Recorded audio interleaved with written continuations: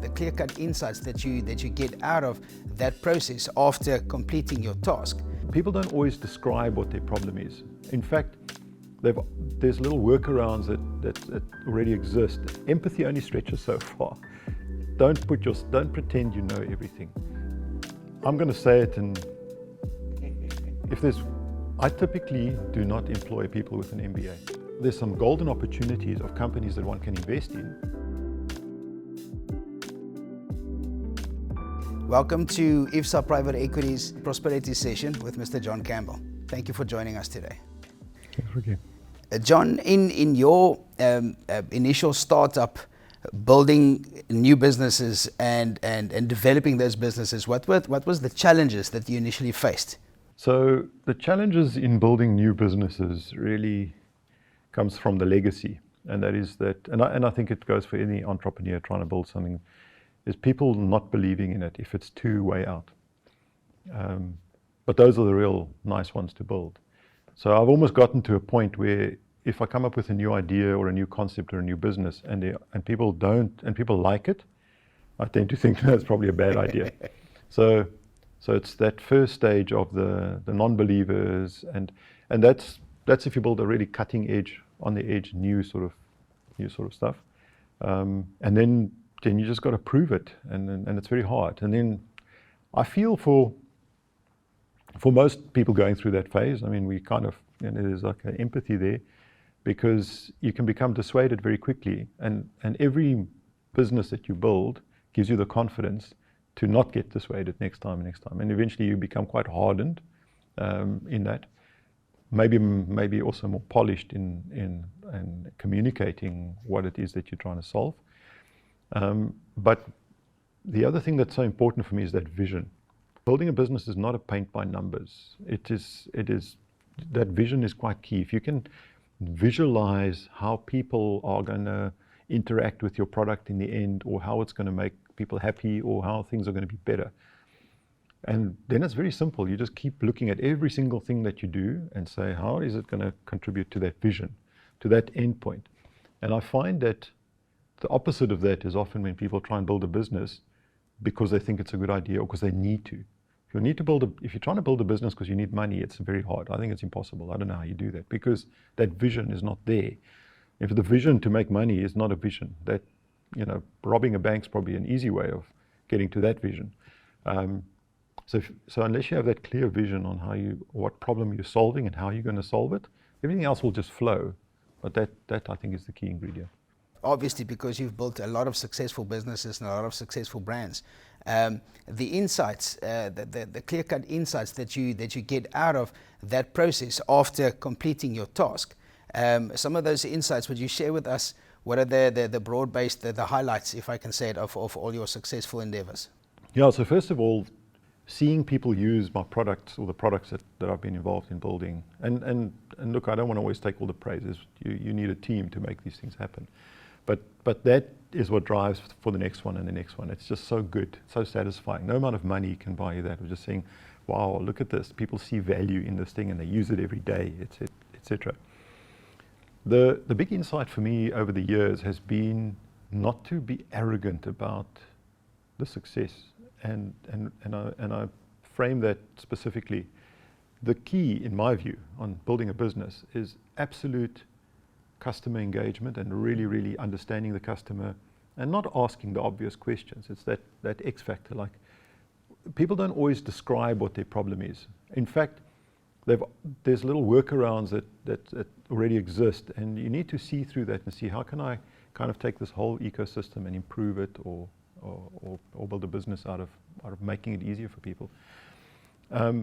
But a key part, and this is sort of lean startup 101 type of stuff, is constant customer feedback, constant testing, constant analyzing what's coming back.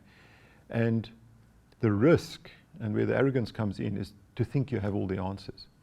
And I'm just finding that for myself, I'm not getting younger, and the products I'm building are appealing to younger and younger generations all the time. And so there's one now recently where I'm finding I have to be very hands-off. I can give the guiding principles, etc., but I'm not the target audience for this product, and that's very, very hard. And the insight has been Don't pretend, or don't empathy only stretches so far. Don't pretend you know everything. Pretend you don't know anything, and just listen to the customer, understand what they're saying. And so what I'm finding is that I'm understanding less and less why customers want what they want. But that's normal, because I'm not that customer anymore. But just let it go and build what they want and what they need. So sticking to basic principles, and then in looking out for the risks. In your opinion, risk management or risk mitigation in your sphere, what is key risk management or risk mitigation in your business? Well, so many of the products and the businesses that I've built over the years were financial services products. So your reputational risk is obviously a key one, because nobody will use it. They won't touch it. If there's something wrong, if anybody loses money.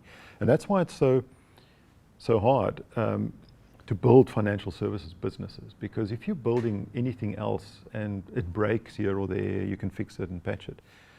You don't really have that luxury. You can't say to your first customers who've used your product, sorry, we've lost all your money, but we'll have it, version 2 will be better. There's no version 2. So it's like it's a disproportionate amount of like empathy and worry about the customer's money in this case, because it's payment systems and investment systems and so forth. And that's to protect the integrity and the reputation of the actual project, because if that goes, it's over. It's gone. So 101, don't lose money. It's basic. The other one is actually partners, and who you work with and who's involved, and the reputation there too, which is why in financial services you don't easily get a second chance. So if somebody has previously botched it, it's hard to work with that. The drag on the project is not great. And I've had first-hand experience of that, where we've built solutions for people in the investment space. We didn't do a due diligence on the customer, because we were building a product and everything was fine, but then the customer ended up having a history. and reputation. And no amount of product can fix that, because it's just people have good memories. So from a risk perspective, that's one of the new things that from the beginning we were lucky. Look, in the beginning most of the products were for big banks and so on, so then not a problem. But as we started getting more into the private space, private businesses and so forth, you've got to actually do a due diligence on your customer. Make sure. When it comes to, and I'm glad that you touched on the point that picking the right partners is very important. Don't you find that one of the most important parts of developing and growing a business or an idea is the jockey, the person that you actually get to take responsibility and run that piece? It's the most critical. It's the absolutely most critical.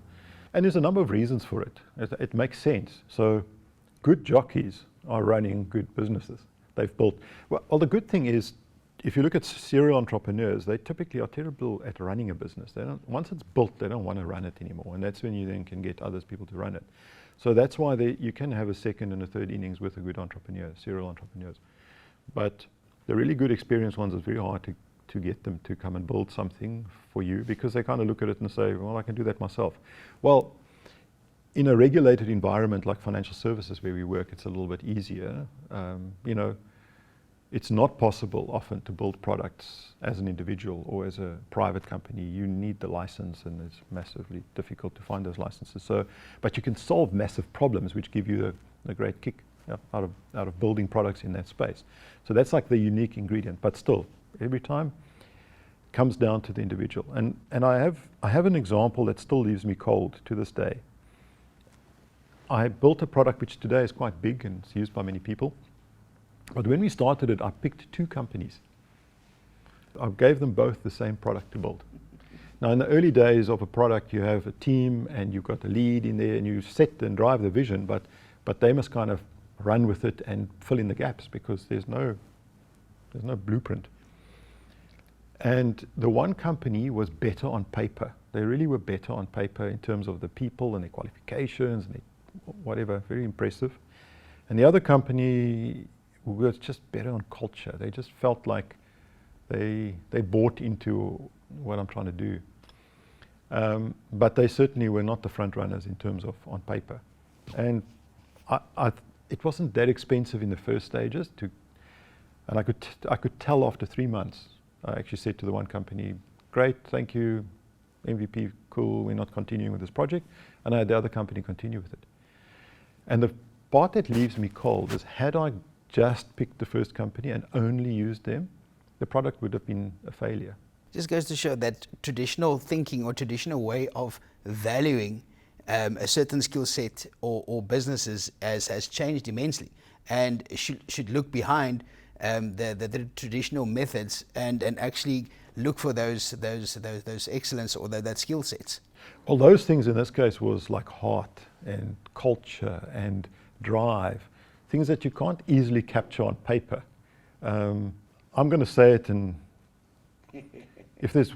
I typically do not employ people with an MBA.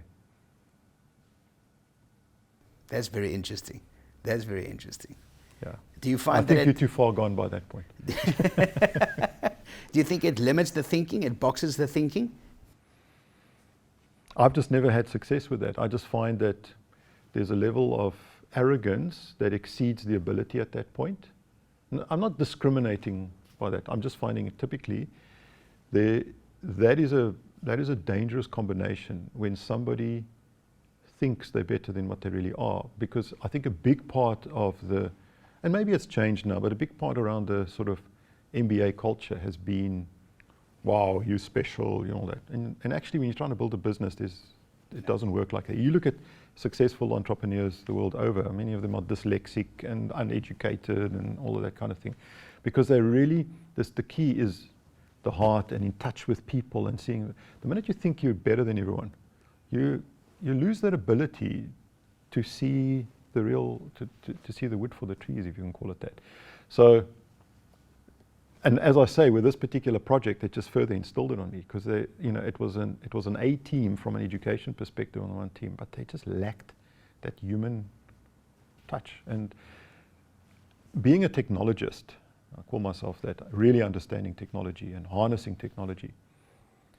There's a lot that you can do with technology, but what you can't do with technology is emotion and creativity and empathy and those kinds of things. And I think those are the real skills that matter. And unfortunately, some people unlearn those, and that's sad.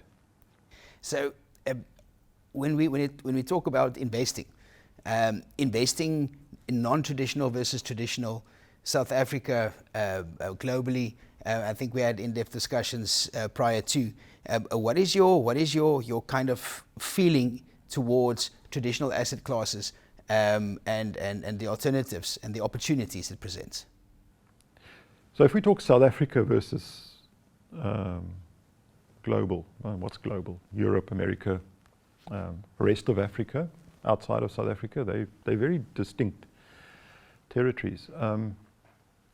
The thing that, and I'm not an expert in that, to be honest, the thing that puzzles me is how many big funds, European funds specifically, and American funds, rock up in Cape Town, like Van Riebeeck did, rock up in Cape Town looking for opportunities, and they see South Africa as a springboard to the rest of Africa, but looking for opportunities here with big bags of money. That tells you where the opportunities lie, because these guys are not idiots. They know they've done their homework, they read markets, they've got other stories. There is sadly for us a negative in that too. I look at the fintech sector in South Africa, and not just South Africa, Nigeria, South Africa, where a whole lot of big numbers were thrown at companies that I can't understand. I just can't understand where they get those kind of valuations from, etc., even in South Africa.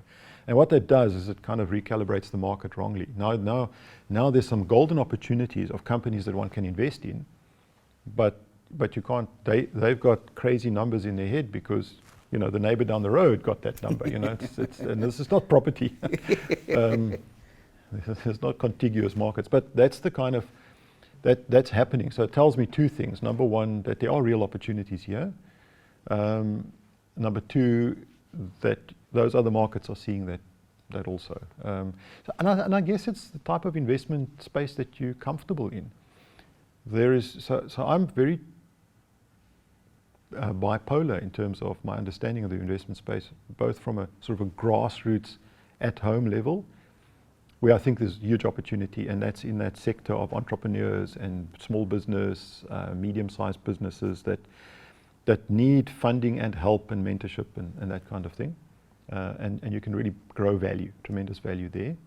But then there's this whole new asset class of the sort of crypto, blockchain type instruments, which is not to be ignored. And that is obviously, that's not terribly geographically bound. So that just puts a complete spanner in the works. When we think about investing, if something matters to you, something close to the heart, whether it be impact investing or whatever the case is, that the younger generation that's got investable assets wants to have access to those types of markets. Don't you think that there is a massive need for a translator or a trusted partner that can bring all these points together, that they can help the grassroots, the seed investment, but still translate that into the investor? Definitely. So here's an interesting thing. The problem with financial services, by and large, is the fact that it's highly regulated. It's also the good thing. But a bad thing about it is that you get away with incompetence in financial services, or incompetence is probably a strong word. Substandard delivery. That's what monopolies kind of create as well. And an aspect of that is really understanding the customer. So banks and investment instruments typically get away with very vague communication, using jargon, etc., which the man in the street does not understand. Wow, it must be good because it's coming with this label, and I think there's a younger generation that don't buy into that. They say, but this emperor is naked, and that is good. I like that. They're asking the questions and they're kind of trying to find the link. But where's the investment going, etc. And a simple example of it is, if you've worked in banking, you realize that everybody in the bank speak the same language. We use the same terminology, and you start getting a language. If somebody comes, I came into banking from another industry, and so I had to learn that jargon, and like the first few years you're like quite stressed because what does this mean, until you figure it all out. But now you can no longer speak to your customer because your customer doesn't understand that language. And that's where that need for interpretation is very important. So here's an example, and I'll put it out to anybody to go and try and say, you have a child that's maybe 15, 14, whatever the age is, and you say, I would like to put money away every month to ensure that my child can go to university for 3 years. There is no product like that. That doesn't exist. That's the objective of the customer. The customer wants that. So now they're going to go and speak. You can go to any financial services organization's website, and you're not going to find that solution. What you'll find is some sort of generic investment dressed up as a education fund or an education investment. There's no guarantee that it's going to deliver that the time that your child goes to varsity, that it will be enough to cover the 3 years. And there'll be a whole lot of excuses for that. And I think that's no good. It's not acceptable. There needs to be sufficient knowledge and understanding and partnership with education to say, how do I ensure that this objective is met, and what must the premium be, or what must the investment look like in order to meet? I don't care what the number is. It's can I reach my objective? And I think that's the big opportunity and also the big gap throughout the entire landscape of investments. So people want to speak in their own simple language and say, this is what I'm trying to achieve with this objective. And an organization that can say, yes, I can help you achieve that, and I can guarantee and I have a track record, those are going to be the winners. John, in uncertain times that we were facing the last 2 years, what would your thought process or your advice be in investing in such times? So Frikkie, you said that well, my thought process, because I can't give advice. I'm not an expert in this space. So in uncertain times, what does it mean? That's my thought process. Uncertain times just means that things have shifted. right? So unless the earth has opened up and sucked us all in, it's just things have shifted. And that means uncertainty of the status quo potentially. So that ability to adapt and understand where things have shifted to and just follow that, from an investment point of view. That's always worked for me. It's like, but that's where I live. I live on the edge of, so I kind of know why things are shifting. And that's what I find fascinating is like you read articles, investment articles, or numbers especially about, this is the GDP. I mean, I don't think GDP is that accurate anymore as an indicator of anything, quite frankly, because it's based on very old fundamentals. And so many things in life that we've come to understand as the de facto is no longer the de facto. And that's what creates, so get a culmination of these and you get the uncertainty, right? So what does that mean? So South Africa, a good example, and we've spoken about this before, is there's so much economic activity that takes place that's on nobody's radar, but it's real. Okay, so if you go in on the ground, you can see this. You can see the economic activity, but it doesn't feature on the big tickers. That's why it looks like a crisis, because things have shifted. And so for me, I've always considered myself from an investment perspective a fundamentalist. And I think it comes back down to that, where you see the action, where you see the growth. Because ultimately, things need to go around. People need to eat, and people are becoming more, and there's basic needs. And I just look in South Africa at some of the big successful retailers, how well they've done by very simple metrics. We look at them from the outside and you might think these are such sophisticated organizations. They're not trying to be super sophisticated, I was in an industry once which had a retail element where there was, our goods were obviously imported and then sold for rands, and every exco turned into everybody became a forex expert there, and we got so complicated about cover and all of that, because it made a big difference to the business. And that's the movement stuff that can completely confuse you. Whereas the key is just don't lose sight of the fundamentals. Run your business, the fundamentals of business in the first instance, and then all the other stuff. So I'm comfortable with sort of that second tier of investment in this market at a time like this. But knowing that whoever you're investing with as a fund or an advisor really, really can prove that they understand the space that they're in. So whether it be, I don't know, fishing, mining, construction, property, whatever it is it just an analyst following some tickers, or is it somebody who fundamentally understands on the ground what's happening? And one of these things that's happening, and these are the things that play in my mind, is like COVID fundamentally changed the way people work, right? So what does it do to property? Okay, I don't know, but if you have a property portfolio that you're selling as an investment, best those, those quants, yeah. Understand what that means. Where's this thing going to go? What is the impact? Is it just going to blow over? Are people all going to flock back? No, I don't think it's going to happen like that. Things are going to change. And that's where the opportunity is, like, what is going to change? And I've seen it already, just observing in like some co-working. So co-working obviously is something that's picked up a lot in the last few years. And then that got whacked by COVID, one shot. And then now co-working is picking up again, because now the sort of gig economy and freelance workers now saying, like, I'm tired of having to work at home and hear the vacuum cleaner and all that kind of thing. Let me find a space. But it's not like it used to be. People are sitting together in an open plan office on Zoom calls, and that's very disruptive, So one of the co-working spaces that we work with a lot, they've had to like quickly readjust and create little cubicles where you can do this kind of stuff. So it's those are the things that shift, and it seems like a crisis, but I think all of it, if you bring it down, you're going to find some fundamental thing that's influenced it, and that's probably where the money is.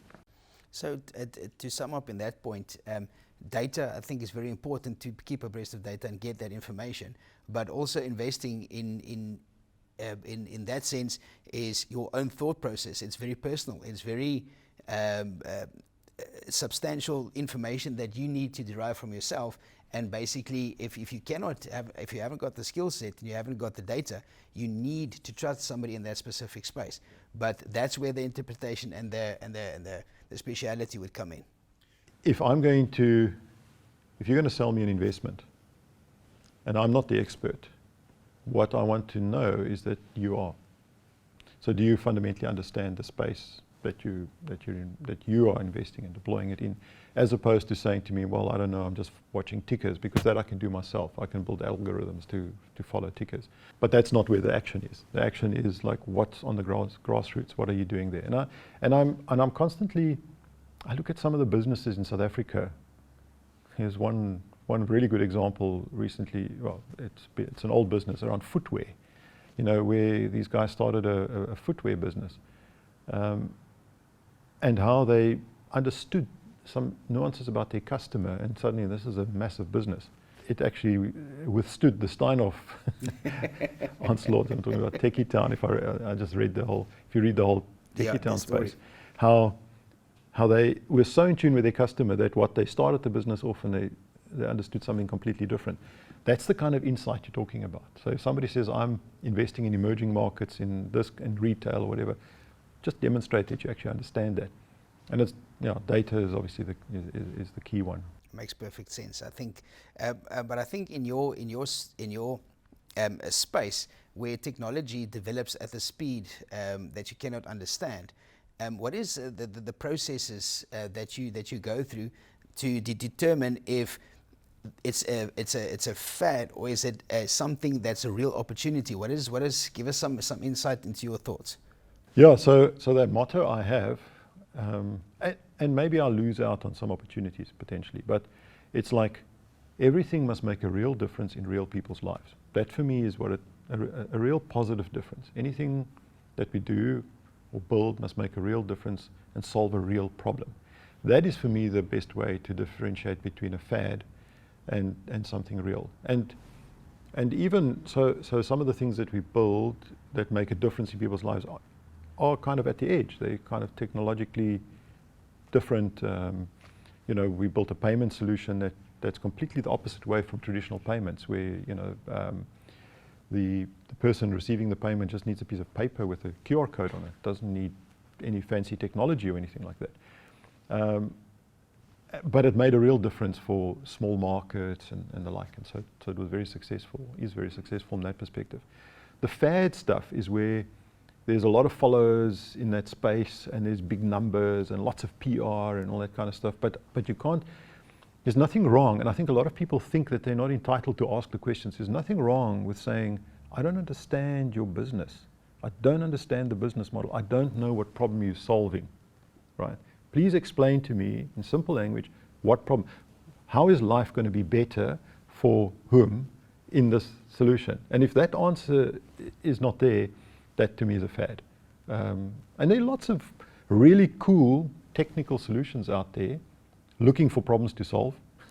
And obviously blockchain has really been abused in that space, where the fad level is huge. I mean, absolute huge fad level.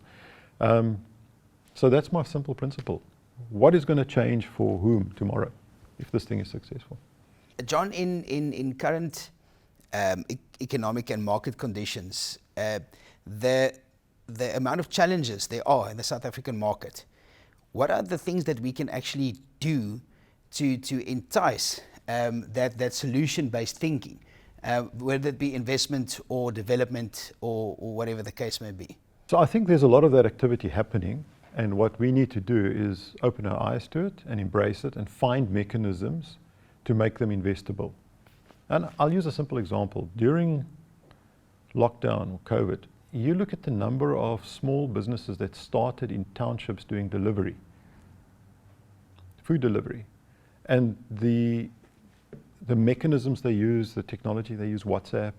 But what they did is they solved real problems for real people, and those have become very investable opportunities, these businesses, because what they've done, look, I think if they tried to do that prior to lockdown, it would have been a failure, right? So the things have shifted.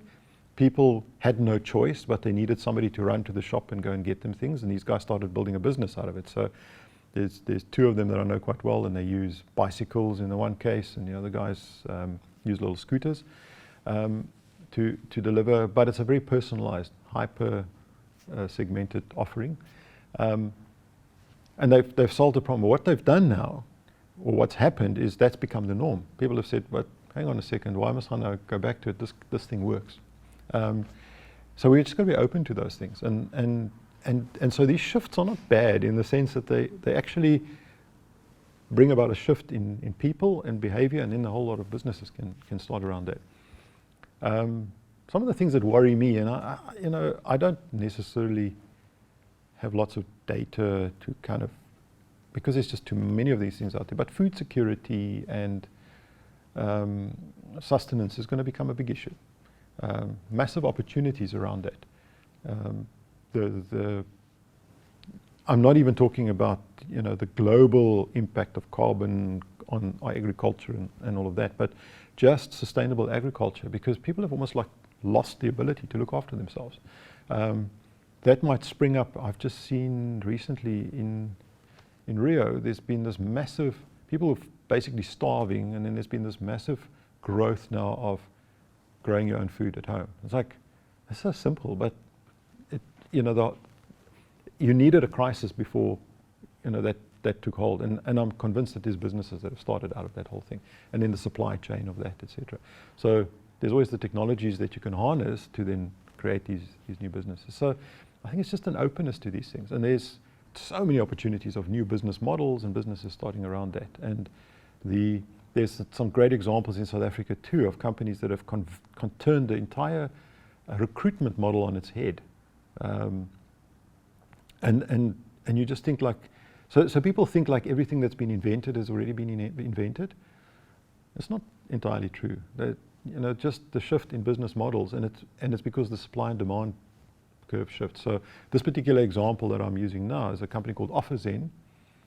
They pretty much dominate the recruitment of software developers in South Africa. But the old model always was, I am big corporation ABC, and I will, if I offer a job opportunity, everybody will just bow down and come in. They've turned it the other way around. It's like developers, and I say, nah, I don't want to work for you.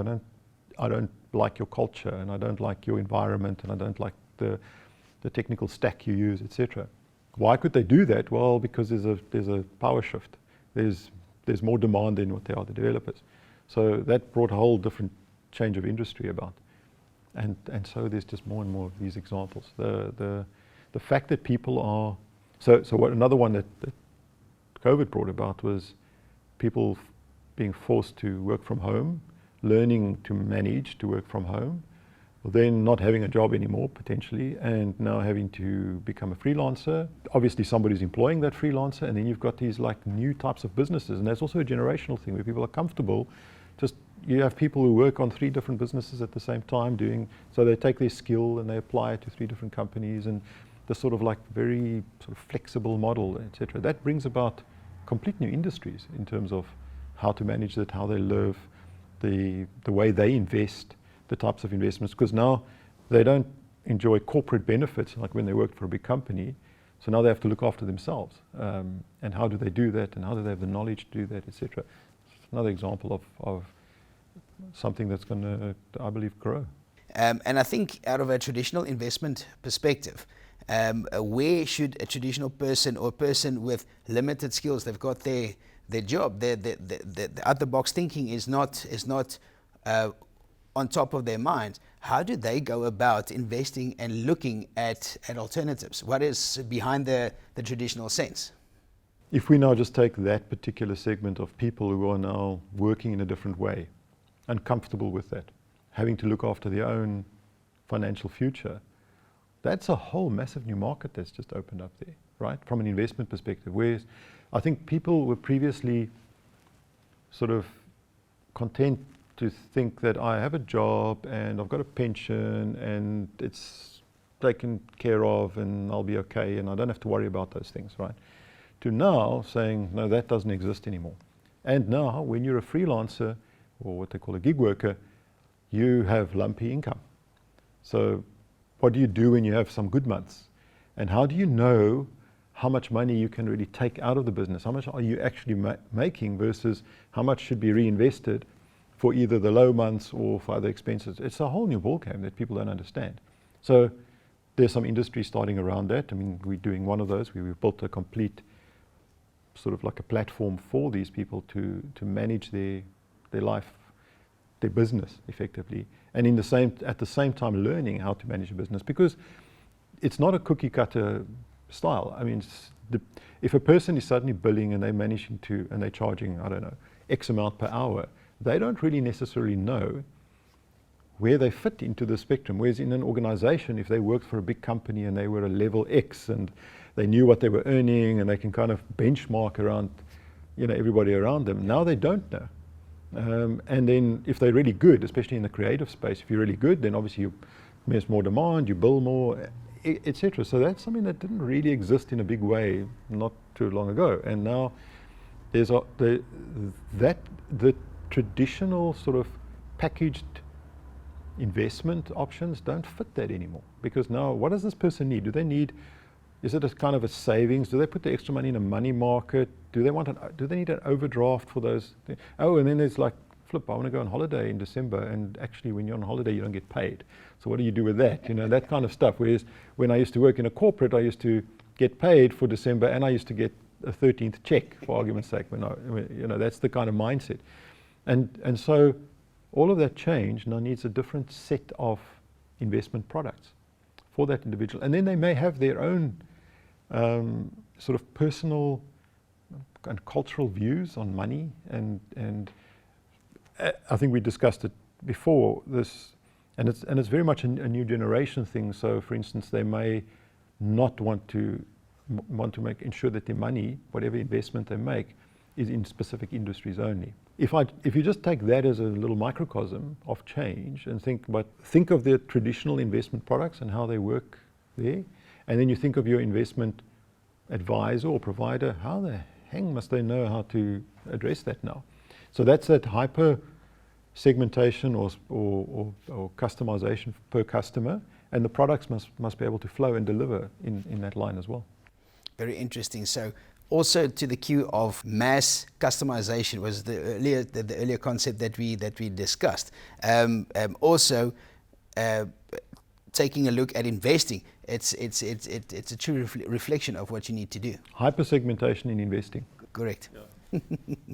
So Frikkie, when you think of this sort of what we call hyper segmented investment combined with a new generation, so I mean, let me be crass. The boomer old man has died and left because he spent his life working and he's left a nice little nest egg, and now youngster has inherited this. But they have a different life and a different value system. They probably don't even have a car, or it's old ramshackle because they don't value a car. They'll use Uber, whatever it is.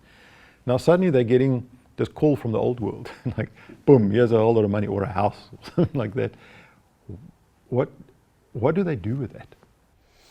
It's a very good question. It's again a very, very personal journey that you have to go in, and investment lump sums is a basic journey. Even you can bring it down to small segments, small steps that you've got. You've got your traditional route, which we know is not one size fits all, or they wanted to be a one size fits all.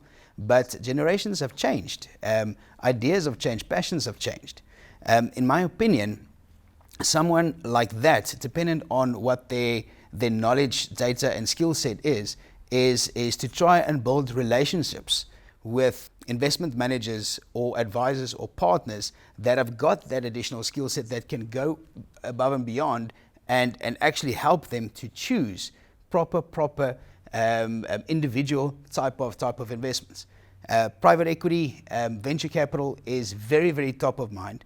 Because if you a younger generation, you've got that insight that the older generation hasn't got. So that's something that you want exposure to.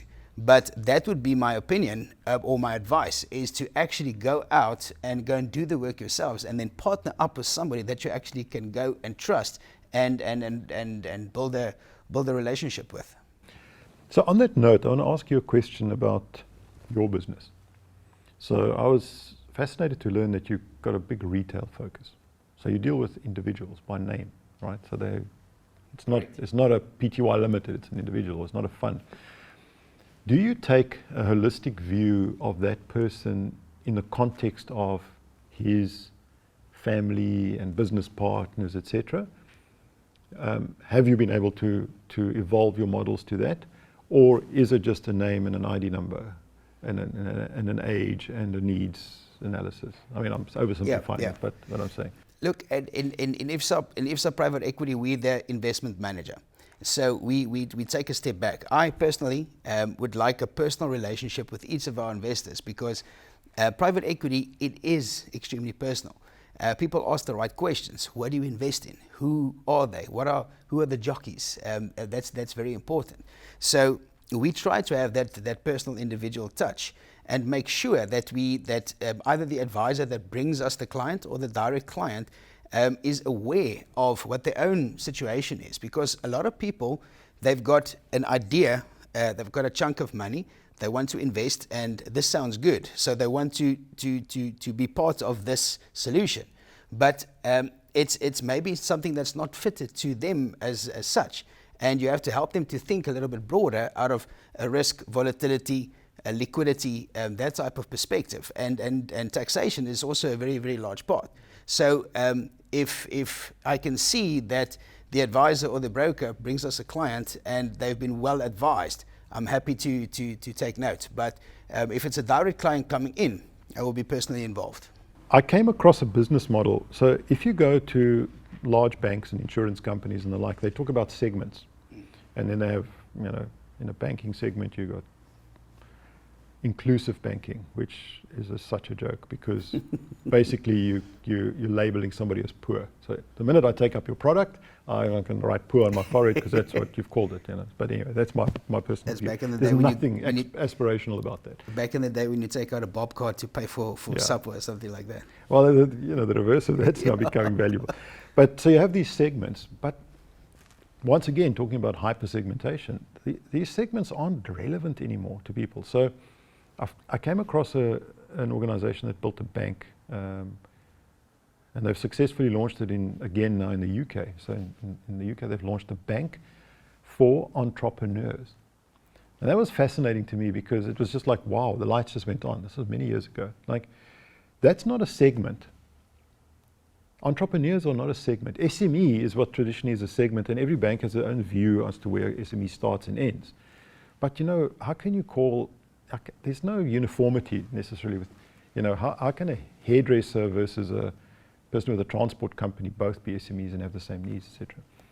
By changing this to saying, looking at an entrepreneur, what they discovered was the needs, whether you are a hairdresser or whether you're running a big transport company, are the same as the head, the CEO of that entrepreneurial company, that jockey, as you can call it. They typically have a close-knit family involvement, just one of those things. So it's not like an MD working for a shareholder in a company. This is their business, and the whole family are dependent on the success of this business. So the kids, the uncles, they all chip in and work when they need to, because it's their family business.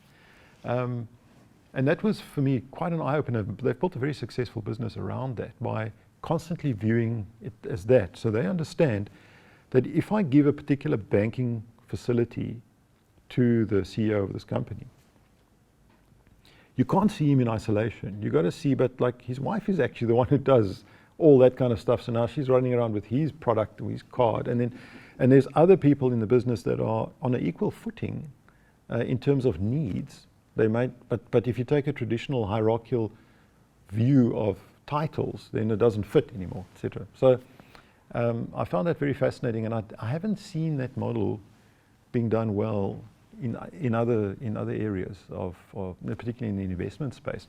So I have investments. I can tell you now that the company I'm invested with, they don't know my kids. They don't know what my kids do. They don't know what their aspirations are. They don't know what's going to happen if I do perish and they pay out, what my kids are going to want to do with that money. That's not the time to send a guy in a brown suit to ask the questions. And I think that's the way the world will need to work, because even just on an investment level, if you ask somebody my age, a typical person that's not, I mean, I'm involved in technology and finance, so I think a bit differently, but you throw some of the names around, like Fiverr. They don't know what this means, right? Whereas for the youngsters, and I say youngsters in their 20s while working, they know what all these, they can tell you what Slack and Fiverr and these things do because they use it every day and that's the way they communicate. So when it comes to investing in companies that have that kind of portfolio, they'll know what it means. Whereas somebody else just like, I don't know, it's tech, go for it, No, I agree. In my perspective, I become very, very passionate when it comes to that specific point, because a person is, it's an individual, obviously, but the circumstances is never the same. And if you haven't got that insight to see exactly what the profile and what the need is specifically there, you are basically just doing them an injustice. And it's that insight, that thing that you cannot mass produce, and it's not the one after the other. It's actually personalizing that specific thinking around what they need, and then allocating that specific product to what they need. And I try to tell my guys to actually listen. If you've got a client that wants to invest, they do their due diligence, they're happy with the product, they know what we do. But you have to dig a little bit further, because he's got a brother that's also working in the business. He's got his wife that's doing the accounts. His son is almost finished studying CA, and he wants to do the books or whatever the case. They need to be involved in this whole process to make sure that you can actually add that specific value that you need to. Yeah, exactly. I think you will see it more in your space. It will be more evident. Yeah. Now, I'm very passionate when it comes to private equity, because traditionally it was a very institutional type of asset class, where I think it's not fair that people that have got either a passion, an interest, or an ability to invest in that asset classes, why can we not package that individual solutions for those specific people? Exactly. So the key thing is you have to constantly ask yourself, can technology help me do this better? If it can't, it's fine. If it can, and I'm not doing it, it's going to do, somebody else is going to leverage the technology to get one over on me. And I think that's kind of space I live in. It's kind of saying. We'll have to talk a lot more, because I think that's what's going to happen. Yeah, I think so too. I think private equity is going to become more dominant, but in a different form. Not as we see it in billions. But it is the non-institutionalized kind of grassroots stuff. But then transparency becomes more important. Actually, an in-depth understanding of what the underlying investments are will most probably become more important. And that's not difficult to do. John, thank you very much. Very insightful. I'm loving your thought process. Thank you for sharing, spending some time with us today.